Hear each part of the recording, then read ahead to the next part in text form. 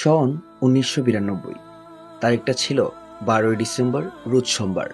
বাংলাদেশের বাণিজ্যিক রাজধানী চট্টগ্রামের বায়েজিদ থানার অন্তর্গত খলিল শাহ রহমতুল্লাহ আলাইয়ের মাজার সংলগ্ন পিতা আল্লামা সৈয়দ ওসিউর রহমান আল কাদেরী ও মাতা সৈয়দা জাহানারা বেগমের কোলকে আলোকিত করে জন্ম নেয় একটি সুন্দর ও মায়াবী চেহারার শিশু, যিনি এই প্রজন্মের লক্ষ লক্ষ যুবকের আইডল ও আইকন, বাংলাদেশের অন্যতম খ্যাতিমান ইসলামিক স্কলার শাইখ সৈয়দ হাসান আল আজাহারি, যিনি ছোট থেকেই চমৎকার মেধাবী ও ছাত্রজীবনে ফার্স্ট ক্লাস রেজাল্টের অধিকারী ছিলেন। এশিয়া বিখ্যাত দ্বীনী শিক্ষা প্রতিষ্ঠান জামে আহমদিয়া সুনিয়া কামিল মাদ্রাসা থেকে সর্বোচ্চ কৃতিত্বের সাথে ২০০৭ সালে দাখিল ও ২০০৯ সালে আলিম সম্পন্ন করেন।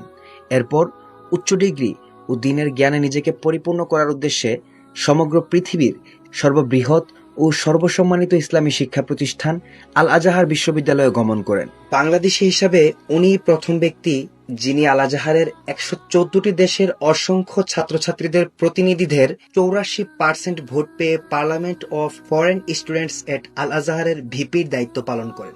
২০১৫ সালে ফার্স্ট ক্লাস ফার্স্ট রেজাল্ট নিয়ে গ্র্যাজুয়েশন কমপ্লিট করে বাংলাদেশে ফিরে আসেন।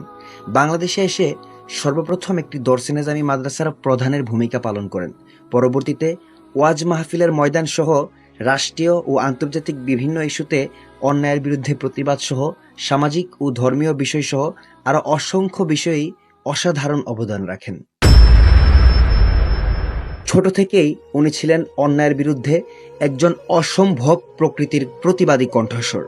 এর মধ্যে অন্যতম হচ্ছে ভিনদেশের আধিপত্য বিস্তারের বিরুদ্ধে অবস্থান, বাংলাদেশের পার্বত্য অঞ্চল নিয়ে ষড়যন্ত্র, পাঠ্য বই সংস্কার, দ্রব্যমূল্যের ঊর্ধ্বগতি, জেনা ধর্ষণ ব্যভিচার বন্ধে মানববন্ধন, ফিলিস্তিন ইস্যু, আরো অসংখ্য অন্যায়ের বিরুদ্ধে দাঁড়িয়ে নিজের অকুত ভয় নাগরিকত্বের প্রমাণ দিয়েছেন। উনার সামাজিক অবদান বলে শেষ করার মতো নয়।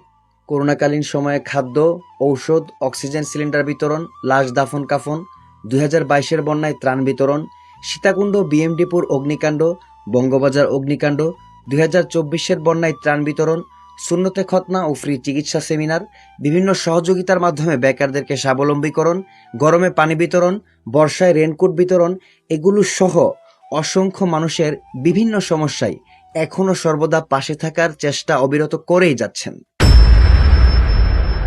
একজন ইসলামিক স্কলার হিসাবে ধর্মীয় বিষয়ে ওনার অবদান থাকাটাই স্বাভাবিক।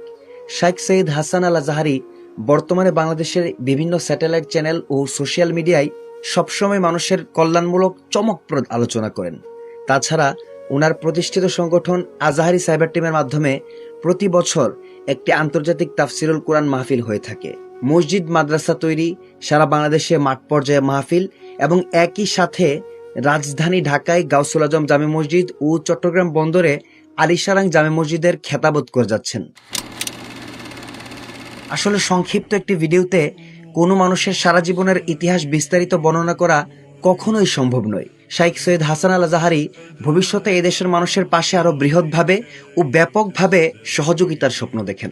আল্লাহ পাক রব্বুল আলামিন উনার হায়াতে রিজিকে আমলে অফুরন্ত বরকত সহ উনার মিশন ও ভিশনগুলো বাস্তবায়ন করার তৌফিক দান করুক। আসসালামু আলাইকুম ওয়া রাহমাতুল্লাহি ওয়া বারাকাতুহু।